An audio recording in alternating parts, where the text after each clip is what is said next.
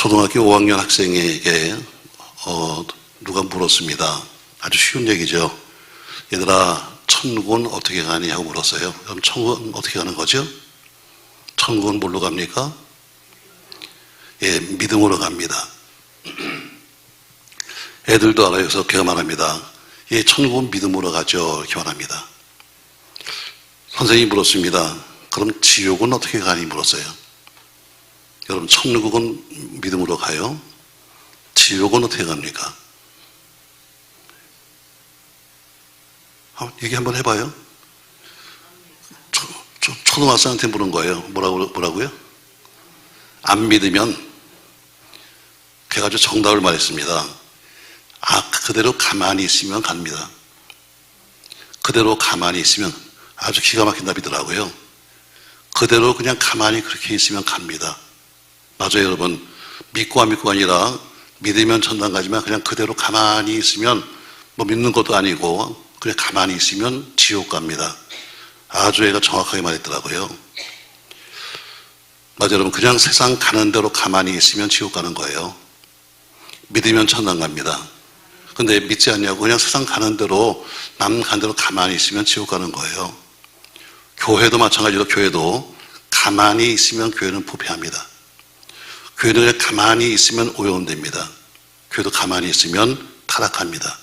근데 우리 그 교회를 뭐라고 부르냐면 하나님의 집이라고 불렀어요.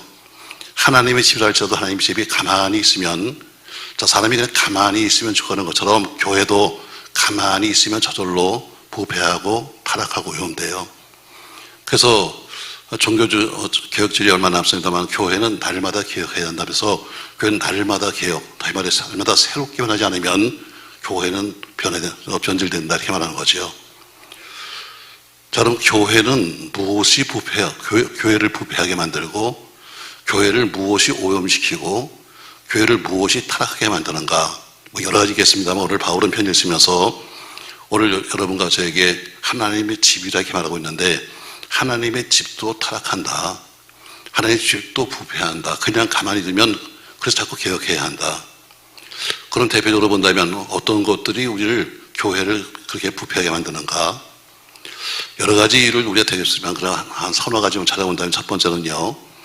교회는 교인들의 무관심이 교회를 부패하고 오염시키고 그리고 타락하게 만들어요. 방조하는 거죠. 그냥 내버려 두는 거예요. 교회를 그냥 내버려 두는 겁니다. 알아서들 하세요. 알아서. 이게 뭐냐면 교회를 스스로가 망가뜨리는 거예요. 주식 하시는 분들 좀 보시죠, 여러분. 뭐 우리 교회도 그런 분이 계셔가지고 제가 같이 차 타고 가면요. 참 바쁘더라고요. 그냥 몇 분에 한 번씩 핸드폰 열어가지고 그냥 일로 올랐어 내렸어 정신이 없더라고요. 부동산 하시는 분 보시죠, 여러분. 툭 하면 어때요?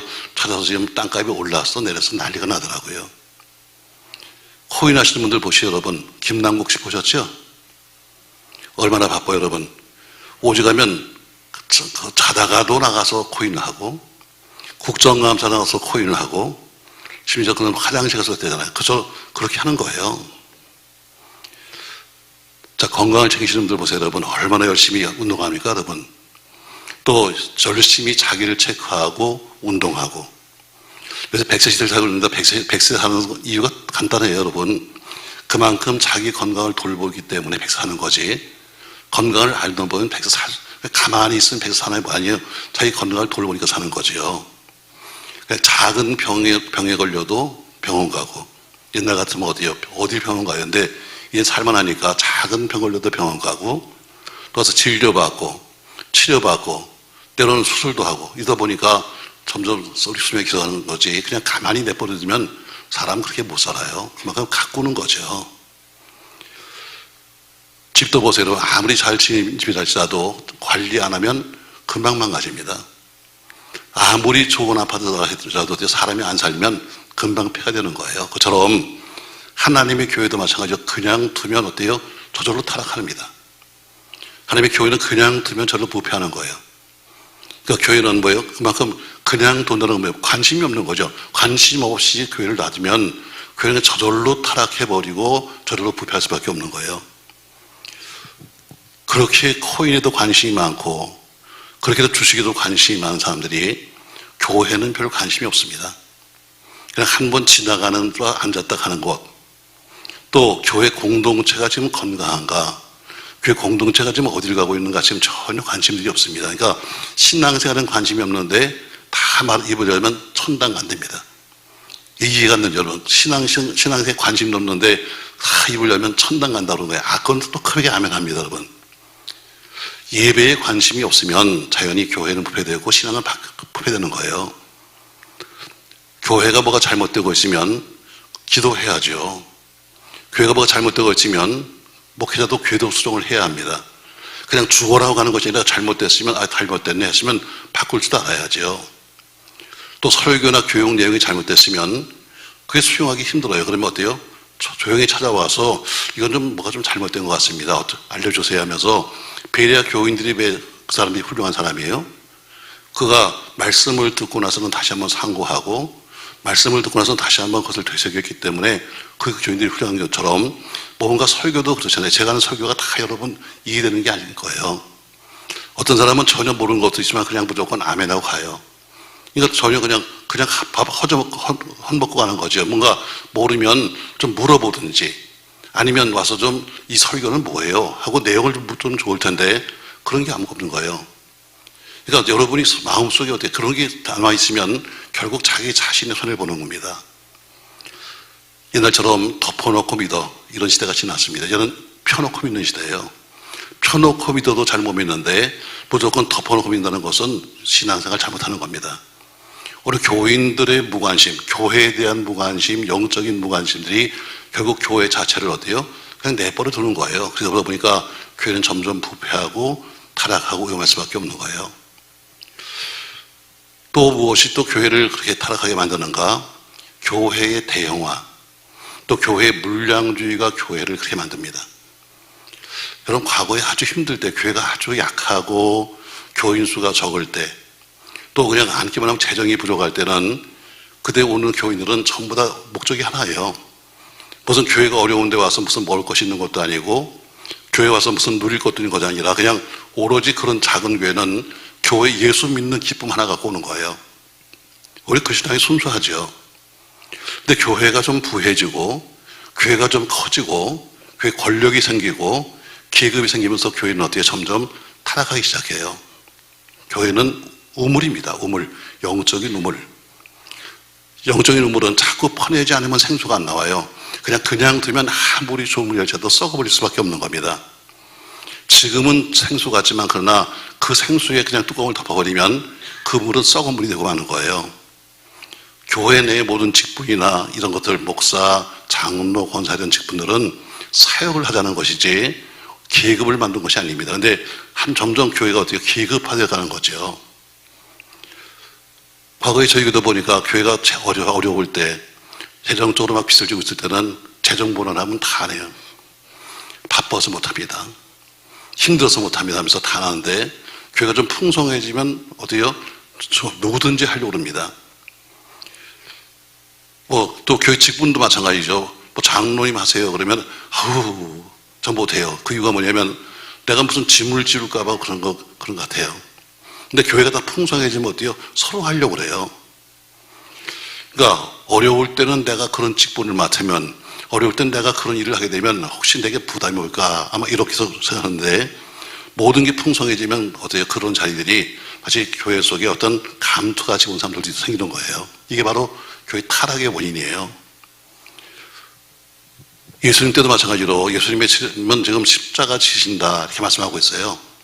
근데 예수님이 십자가 지신다고 한참 말씀하고 있는데 쟤들은 뭐라고 말하냐면 어머니까지 모시고 와서 서로 다투고 있어요. 자, 마태복음 20장 20절 말씀 보세요. 자막 보십시오. 여러분 같이 한번 읽어요.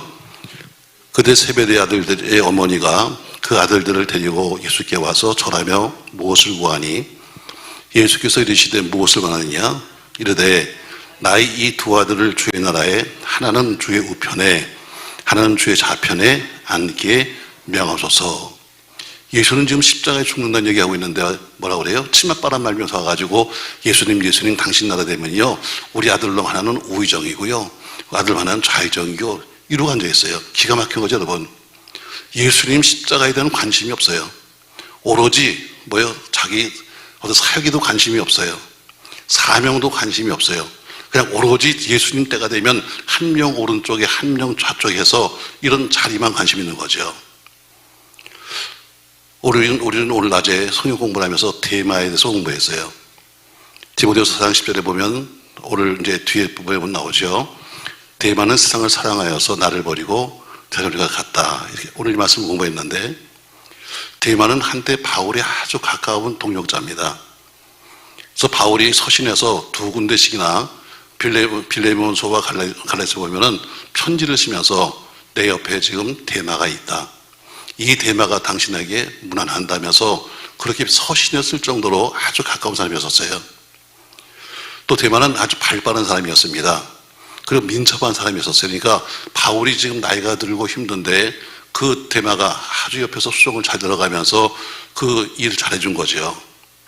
그래서 심지어 바울과 함께 1차 감옥에 투옥할 때 같이 감옥에 있었어요. 근데 결국에는 그 바울을 버리고 떠나고 말았어요. 떠날 때 이유가 뭐냐면, 나 내 고향에 일 있어 갑니다. 그냥 이 말 한마디 하고 그냥 떠나버린 거예요. 오늘 저희는 그걸 정리하면서 이렇게 정리했어요. 데마는 세상을 사랑하여, 그것처럼 두 마음을 품었다. 두 마음. 한쪽에서는 주라 그런 마음을 가졌지만, 그러나 한쪽에는 살던 옛날을 잊지 못하는 두 마음을 가졌다. 두 번째 데마는 목회자와 공동체에 대해서 자신의 유익 때문에 그들을 버렸다. 세 번째, 결국에는 그는 나중에 보니까 우상 숭배 사례가 되어서 된 복음의 실패자요 배신자가 되었다. 우리 이렇게 나중에 우리가 정리했잖아요. 그래서 여러분, 오늘 예수님 옆에 있던 제자들처럼 전혀 예수님의 이런 관심도 없습니다. 예수님 십자가에 관심도 없어요. 그럼 우리가 뭘 하면 좋겠습니까? 묻지도 않습니다. 그러면서 난 오른쪽, 난 왼쪽 따지고 있는 거예요. 우리 목회자에게는 항상 우리가 배우기를 목양일념이라, 어디 가나 다 그렇게 말해요. 목양일념이다. 여러분, 목회는 다양한 겁니다. 목회는 굉장히 다양한 거예요. 자, 목양일념 하면 어때요? 목회자는 가장 첫 번째가 뭐냐면 내게 주어진 양을 돌보는 것이 목양의 첫 번째예요. 부모가 되면 자식을 돌보는 것이 가장 첫 번째 아닙니까, 여러분? 그처럼 목양을 하게 되면 제일 첫 번째가 바로 성도를 돌보는 거예요. 신방하고 상담하고 돌아보는 것. 자, 요한복음 10장 14절 말씀 보세요. 자, 같이 한번 읽겠습니다. 14절. 나는 선한 목자라. 나는 내 양을 알고 양도 나를 아는 것이 아버지께서 나를 아시고 내가 아버지를 아는 것 같으니 나는 양을 위하여 목숨을 버린다. 나는 내 양을 알아. 양도 나를 알아. 서로 피차에 알아야 목회라는 거예요. 모르고는 목회가 안 되는 겁니다. 아무리 좋은 설교를 해도 상대방을 모르고는 설교가 되지 않는 거예요. 첫 번째가 뭐냐면 성도를 돌보는 게 가장 첫 번째예요. 그럼 돌보면 그냥 우리가 아이를 낳으면 아이를 돌보는 것으로 끝납니까? 가르쳐야죠. 그래서 두 번째 목표는 뭐냐면 교육이에요. 가르치는 거죠. 신앙적인 삶을 가르치는 겁니다. 근데 신앙 교육은 뭘로 하느냐? 신앙 교육은 목회자의 삶을 통해서 하는 겁니다. 성경 말씀에는 교재를 가지고 목회자의 삶을 통해서 바울은 말하잖아요. 나를 본받아. 어떻게 보면 굉장히 무서운 얘기죠, 여러분. 어떻게 사람을 본받아 말하지만 그러나 바울은 말합니다. 나를 본받아라는 것처럼 자기 살아가는 삶을 통해서 교육하는 것이 가장 중요한 거예요. 부모가 학원 보내서 영어 학원 보내고 이것도 중요하겠지만 더 중요한 것은 어때요? 부모의 삶을 통해서 자식이 배우는 것처럼 목회자의 삶을 통해서 배우는 거예요. 학문을 가르치려면 교수가 돼야 합니다. 학문만 가르치려면 선생이 돼야 돼요. 그러나 목사는 학문 가르치는 사람이 아닙니다, 여러분. 목사는 삶을 가르치는 사람이지 학문 가르치는 사람이 아니에요. 세 번째, 목사는 전도해야 합니다. 디모데후서 4장 1절에 보니까 이렇게 바울은 편지 쓰고 있어요. 같이 한번 읽습니다, 여러분. 하나님 앞과 살아있는 자와 죽은 자를 심판하실 그리스도 예수 앞에서 그 나타나실 것과 그 나라를 두고 엄히 명하노니 너는 말씀을 전파하라. 때를 얻든지 못 얻든지 항상 힘쓰라. 범사에 오래 참음과 가르침으로 경책하며 경계하며 권하라. 너는 말씀을 전파하라. 때를 얻든지 못 얻든지 네가 할 일이 뭐냐면 너는 말씀을 전파하는 것, 전도하는 게 너의 첫 번째 일이야. 회사가 운영해서 회사가 망하게 되면 어쨌든 모든 책임은 누가 지냐면 사장이 지는 겁니다. 마찬가지로 교회가 회사가 운영이 안 되면 망하는 것처럼 교회도 전도가 안 되면 교회도 문을 닫을 수밖에 없는 겁니다. 아유, 목사님 하나님의 집인데요. 맞습니다. 여러분, 하나님의 집을 할지라도 경영은 하나님이 하시는 것이 아니라 하나님이 함께 하셔서 하시지만 그러나 운영을 하는 것은 사람입니다. 회사 책임은 직원이 지는 게 아닙니다. 회사 책임은 사장이 지는 거예요. 저는 교회 모든 부흥의 책임은 다 목사에게 있는 겁니다. 교인들을 움직이게 하는 것, 교인들로 하여금 그렇게 감동을 줘서 일하게 만드는 것은 뭐냐면 바로 목회자의 영역이에요. 들어줄 교인이 없는데 무슨 설교가 필요하고, 영적 침체에 빠져버리면 일어나기가 쉽지 않습니다. 그러니까 영적 침체에 빠지지 않도록 그 모든 분위기를 만드는 것은 목사가 할 일이에요. 이게 바로 전도입니다. 그러니까 그냥 앉으나 서나 자꾸 전도하는 것은 그렇게 전도하자고 얘기를 해도 안 움직이는데 전 그 말을 마저도 안 해버리면 교회는 살 길이 없는 겁니다. 네 번째 할 일이 뭐냐면 설교입니다. 근데 설교는 어떤 설교냐? 성경은 이렇게 말해요. 성경은 양의 건강 상태를 알아야 상대 들을 사람이 누군지를 알아야 합니다. 지금 양이 건강한가? 양이 육적으로 어떤 어려움이 있는가? 양이 영적으로 어떤 어려움이 있는가? 이것을 모르고는 절대로 양식을 먹일 수가 없는 겁니다. 무조건 아무거나 갖다 주면서 먹어라. 이거 될 수 없잖아요, 여러분. 그래서 성경은 이렇게 말해요. 성경은 신실한, 진실한 종이 누구냐? 우리는 참 말하잖아요. 교회가 크면 큰 종, 교회가 작으면 작은 종 말하지만 성경은 그렇게 말하잖아요. 성경은 진실한 종이 누구냐를 말하고 있어요. 누가복음 12장 42절 말씀. 자, 같이 한번 읽겠습니다. 주께서 이르시되 지혜 있고 진실한 청지기가 되어 주인에게 그 집 종을 맡아 때를 따라 양식을 나눌 자가 누구냐? 주인이 이를 때에 그 종이 그렇게 하는 것을 보면 그 종은 복이 있으려다. 누가 지혜 있는 종이고 누가 진실한 종이냐? 주인에게 맡겨진 이 양들을 때를 따라서 양식을 나눠주는 자. 지금이 때가 어느 때냐? 지금이 아침이냐 점심이냐 저녁에 따라서 먹는 게 달라요. 여러분, 아침부터 가서 뷔페를 잔뜩 먹는 사람 봤습니까, 여러분? 다 먹는 양식하는 것처럼 지금이 때가 어느 때야? 지금 교인이 지금 어느 때에 있어? 지금 교인이 지금 어디가 아파? 저 집은 어떤 문제가 있지? 이걸 알아야지 설교를 마치는 거지. 혼자서 하고 싶은 설교를 다 하는 게 설교가 아닙니다, 여러분. 그러니까 소설을 쓰려고 하지 말고 논문을 쓰려고 하지 말고 목회자는 자기 삶을 녹여서 성도에게 줘야 되는 겁니다. 그걸 때를 따라 맞는 양식. 그건 핵심입니다, 핵심. 지금 절기는 무엇이고 시대는 어떻고 지금 뭐는 어떻게 하는 건가 이걸 모르고는 절대로 살 수 없는 거예요. 또 제가 목회해보니까 목사는 그걸로 끝나지 않아요. 교회 행정도 목사의 책임이고 교회 재산관리도 목사의 책임이고 재정의 마지막 책임도 목사에게 있고 심지어 건물 관리도 목사가 하고 심지어 차량 관리도 목사가 하는 겁니다. 왜? 다 목사 이름으로 되어 있어요. 버스, 여러분 타고 다니는 스타렉스가 사고 나면 목사가 책임을 져야 되는 겁니다. 왜? 목사 이름으로 되어 있어요. 교회 이름으로 잘 해주지 않습니다. 왜냐하면 교회 이름 하게 되면 복잡하니까 다 개인으로 되어 있어요. 그래서 제가 엄청난 부자입니다. 내가 차가 한 몇 대씩이나 있어요. 큰 버스, 작은 버스 해가지고. 이게 다 뭐냐면 다 목사의 책임이에요. 그러니까 이걸 전체를 다 알아야 목회를 하는 거지 오로지 한 가지만 가지고 목회를 할 수 없는 거예요. 그러면 또 우리가 교회가 왜 부패하는가? 교회는 기복적인 신앙 때문에 부패합니다.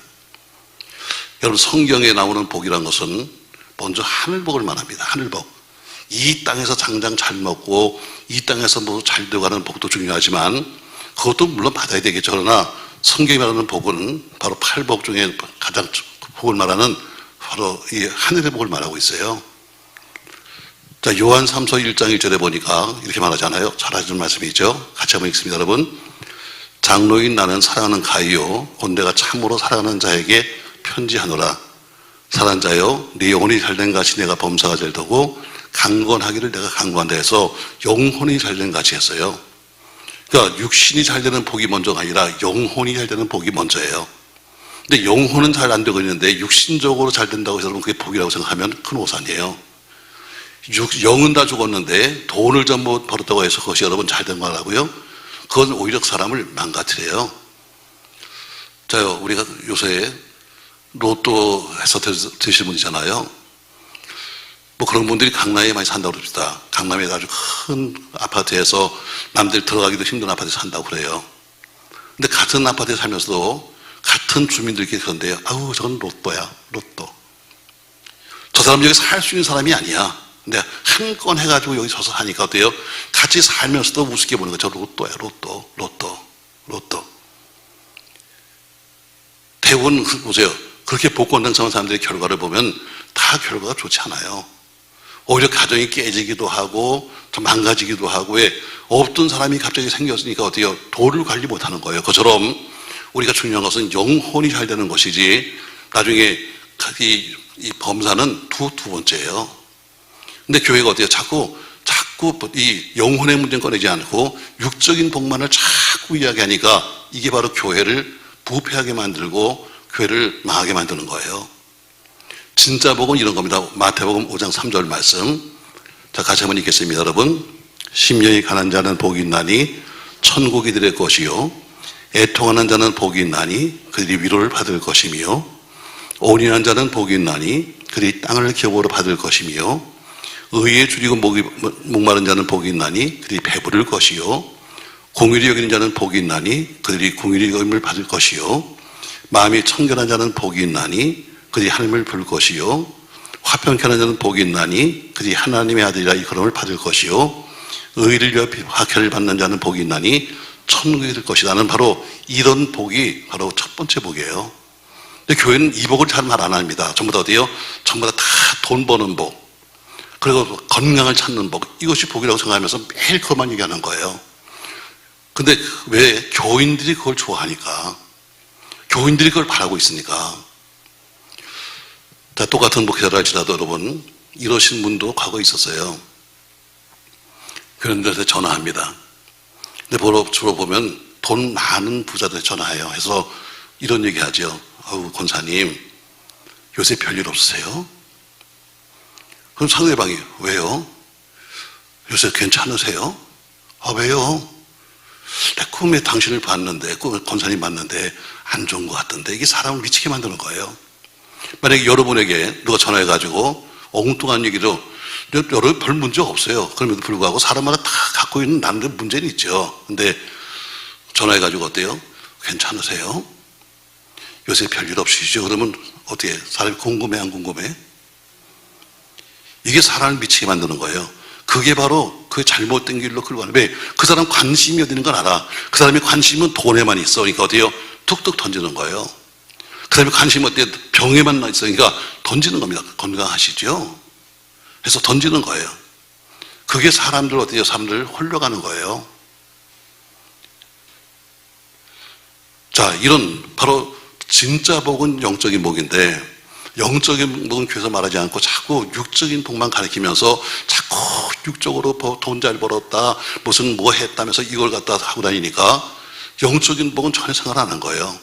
전혀 영은 다 죽었음에도 불구하고 매일 앉기만 하면 돈 하는데, 결국 이것이 뭐예요? 기복적인 신앙이 교회를 무너뜨리고 있어요. 여러분, 돈 필요합니다. 저도 돈 필요합니다. 여러분도 필요하고, 건강 다 필요합니다. 그러나 순서가 있는데, 순서가 뭐냐면 내 영혼이 잘 되는 것 같이. 교회는 영혼이 잘 되는 것을 가리키는 것이지, 교회는 성공대학이 아닙니다. 여기서 뭐예요? 목사가 앞에서 성공하는 비결을 가리키고 돈 버는 비결을 가리키고 하는 그런 데가 아니라, 여기는 영혼을 가리키는 곳입니다. 근데 교인들은 성공대학을 다니고 싶어 하는 거예요. 야, 가니까 오늘 뭔가 들릴 것 같아. 오늘 들어보니까 오늘 뭔가 들릴 것 같다. 여러분, 자꾸 그것만 하는 것이 아니라 우리 영혼의 문제를 건드려야 되는 거예요. 그러니까 지금 이게 자꾸 교회가 변질되는 이유가 뭐냐면 지금 그런 것들이에요. 지금 그냥 가만히 두면 지옥 간다. 참 명답을 얘기했어요. 교회도 가만히 두면 저절로 어떻게 타락해요. 저는 세상으로 따라가게 돼 있고 남들이 하고 싶은 대로 가야 되고 하다 보니까 어디요? 부패할 수밖에 없는 거죠. 교회는 영적 우물이요. 자꾸 퍼내야 돼요. 자꾸 퍼내지 않으면 샘물이 나오지 않는 거예요. 그냥 오래 믿었던 구력 가지고 되지 않아요. 오래 믿은 구력과 뿌리 있는 신앙과 더불어서 오게요. 자꾸 뭔가 자기가 새롭게 하겠다는 그런 노력 없이는 안 되는 거죠. 또 한 가지, 목회자가 병이 들면, 영적인 병이 들면 자연스럽게 부패하고 오염되고 타락할 수밖에 없는 거죠. 영적으로 병들어 보면 감각이 없어요. 여러분, 우리가 성경에서 나오는 나병에 대해서 말하는데 무서운 게 뭐예요, 여러분? 전염병이잖아요. 전염도 무섭지만 더 무서운 건 자기 자신이 병에 걸린 걸 몰라요. 코가 하나 떠져나가도 느껴지지가 않아. 감각이 없으니까. 그러니까 영적인 감각을 잊어버리게 되고 뭐 이것을 부딪혀도 전혀 감각이 없는 거예요. 지금 교회가 지금 어디로 가고 있는지 전혀 느낌이 없습니다. 지금 내가 무슨 죄를 짓고 있는지 전혀 감각이 없는 거예요. 그냥 그 상황이 지나가면 어떻게 하다면 양심이 하려는 것처럼 전혀 아무것도 감각이 없는 겁니다. 결국 자신만 아니라 교회 전체 영혼들을 전부 다 끌고 가는 거예요. 그러니까 자기가 감각을 못 느끼니까 자꾸 뭐냐면 교인들한테 목소리를 높여가면서 요구하고 억압하면서 막대해요. 마치 군주나 어떤 제왕처럼. 여러분 독재자의 보세요. 작은 소리 나는 사람이 없어요. 독재는 다 소리가 커요. 소리를 갖다 큰 소리로 외치고 다니면서 독재하지 쏘근쏘근 내는 사람 별로 없어요. 그래서 독재의 특징이 뭐냐면 그렇게 자기 소리를 내는 거예요. 왜? 상대방의 소리를 막기 위해서. 바로 이런 이유 때문에 점점 그 교회는 부패됩니다. 그래서 오늘 성경 뭐라고 말하냐면 이렇게 말해. 바울 빚으면서 15절 만일 내가 지체하면 너로 하여금 하나님의 집에서 어떻게 행할지. 하나님의 집, 교회를 가리켜서 뭐라면 하나님의 집이라 말합니다. 내가 만약에 지체되면 하나님의 집에서 너는 어떻게 행할지를 내가 너에게 알려주는 거야 하면서 이 교회는 하나님의 집이다 이렇게 말하고 있어요. 자, 하나님이 지는 것은 뭐예요? 주인이 하나님이라는 뜻이에요. 어떤 사람이 주인이 아니라 하나님의 집은 주인이 하나님이에요. 그러면 주인이 기뻐하시는 것, 주인이 원하시는 것, 주가 바라시는 것을 해야 되는 거죠. 왜? 그분의 집이니까. 자, 그럼 우리가 하나님의 집에서 하나님이 사랑받는 교회가 되려면 어떻게 될 것인가? 자, 그럼 예수님이 사랑받은 이유가, 예수님은 하나님이 참 사랑하셨는데 하나님이 예수님을 사랑하신 이유가 뭘까? 대입하면 간단해요. 예수님은 오직 하나님의 뜻만을 따라갔어요. 그래서 사랑받은 거예요. 기도할 때도, 말씀을 선포할 때도, 심지어 마지막 기도하실 때까지도 그분은 오직 아버지 뜻을 따라갔어요. 이게 사랑받는 이유예요. 자, 마태복음 26장 39절 말씀. 마태복음 26장 39절 같이 읽습니다. 조금 나가사 얼굴을 땅에 대시고 엎드려 기도하여 이르시되 내 아버지여 만일 할만 하시거든 이 잔을 내게서 지나가게 하옵소서. 그러나 나의 원대로 마옵시고 누구 원대로? 아버지의 원대로. 나는 원하는 것은 따로 있지만 그러나 아버지여 내 마음대로 하지 말고 내 마음대로가 아니라 당신 뜻대로 한 것처럼 예수님은 오직 사랑받은 이유는 한 가지예요. 아버지의 뜻을 따라갔기 때문이에요. 저는 아버지 말 잘 듣는 자식이 이쁜 자식이야. 자, 흔들어 봐요.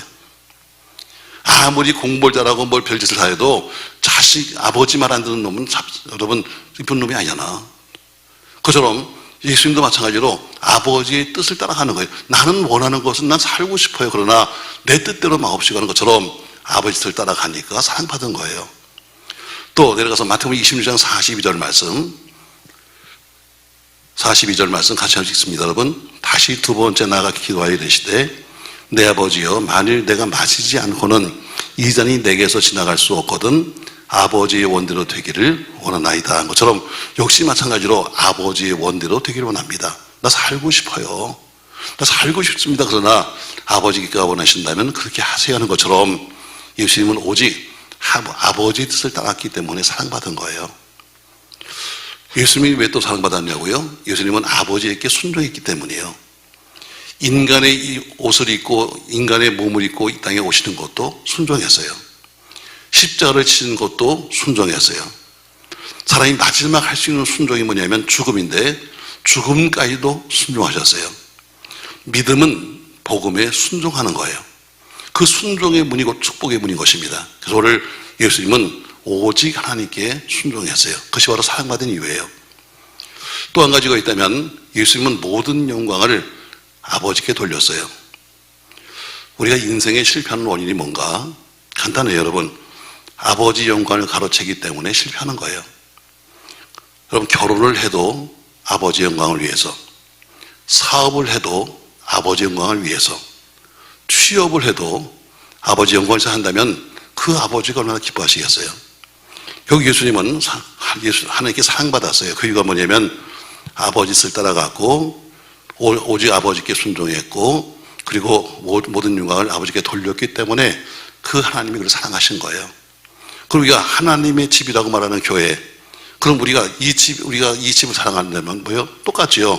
결국 우리도 예수님처럼 하나님의 교회를 사랑하고 순종하고 영광을 돌리면 그분이 사랑할 수밖에 없는 거죠. 오늘 바울은 편지를 쓰면서 만일 내가 지체하면 너로 하여금 하나님께서 어떻게 할지를 내가 너에게 알려준다 하면서 오늘 하나님의 집이라는 말을 쓰고 있어요.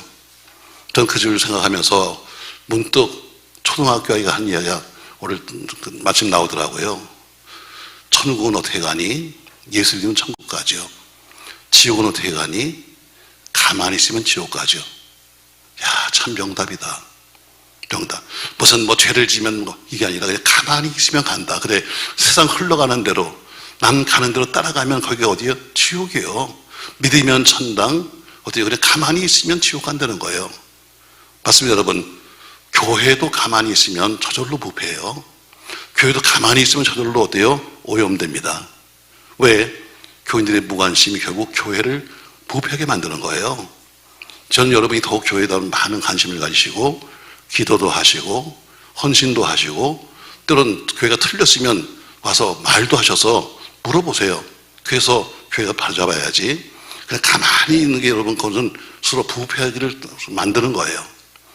또 이제 교회의 대형주의, 물량주의가 교회를 타락시키는 거예요. 어려울 땐 타락할 것도 없어요, 여러분. 힘들 땐 따로 타락할 것도 없어요. 근데 뭔가 쌓이고 모이고 하면 어때요? 그때부터 뭔가 계급이 만들어지고 그거 서로 내가 하겠다고 또 떠들고 그러다 보면 어때요? 자꾸 말이 나오는 거예요. 세 번째, 교회는 어쨌든 전도해야 돼요. 이 기복적인 신앙이 들어오면 안 되고요. 자꾸 복을 이 땅의 복만 차지하고 얘기하면은 자연스럽게 교회는 타락할 수밖에 없는 거예요. 저는 요새 참 교회마다 저희도 그렇습니다만 교회마다 후임자 승계가 아주 복잡합니다. 요새 지금 우리 지방에만 해도 지방에 큰 순서로 이렇게 하면은 요새 한 두세 교회가 지금 아주 난리법석입니다. 담임 목사가 없이 한 2년씩 있는 교회도 있고 또 목사님 하고 코드가 맞아서 지금 또 난리 난 교회도 있고 좀 복잡해요. 복은 뭐 더 그럴 수도 있죠. 근데 그저께 전화가 하나 왔어요. 수원에 있는 우리 교단 교회에서 얼마 전에 목사님이 후임자 구합니다 하고 공고를 2번 냈는데 그 장로님이 저하고 대학원 동창이에요. 아주 가깝죠. 근데 전화 왔어요. 목사님 어떻게 잘 되세요? 왜요? 우린 걱정이 많습니다. 왜요? 보니까 광고 냈던데 잘 안 돼요. 그러니까 많이 왔습니다. 후임자 냈는데 많이 왔는데 문제는 쓸 사람이 아무도 없습니다. 거기는 보니까 다 교인들이 직접 다 교회 가서 다 조사했더라고요. 다 찾아가 했는데 그래서 추려가지고 한 도명을 이제 설교를 이렇게 또 해가지고 찾았는데 가보니까 목사님이 우리 뭐 서로 친구고 동기고 또 그러니까 그냥 얘기하는데 기가 막혀 죽겠어요. 왜요? 어떤 분이 설교를 냈는데 정말 이분이 우리 신학교의 지금 학장이에요. 그러니까 신학교 학장이니까 그래도 어떻겠나 해서 우리 갔는데 기가 막혀요. 교인 14명 앉아있는데 48분 설교해요. 나 그래서 자다 왔어요. 어떻게 하면 좋아요? 할 사람이 없다는 거예요. 그래서 저한테 묻는 겁니다. 어떻게 하면 좋아요? 나도 몰라. 그래서 공부 많이 합니다, 여러분. 왜? 앞으로 우리가 해야 될 일이기 때문에. 그래서 그런 문득 생각난 것이 뭐냐면 이거예요. 아, 그래. 이어 달리기. 이어 달리기. 목회는 이어 달리기야. 내가 뛰고 나면 다음 사람이 뛰는 것처럼 목회는 이어 달리기지 다시 달리는 게 아니에요. 그래서 보니까 목회는 계주다. 제가 내린 결론이에요. 이제 저를 불러다 세미나 하겠대. 그래서 공부해요. 목회는 계주. 계주가 뭔지 아시죠, 여러분? 이어 달리기예요. 영적인 이어 달리기가 계주예요.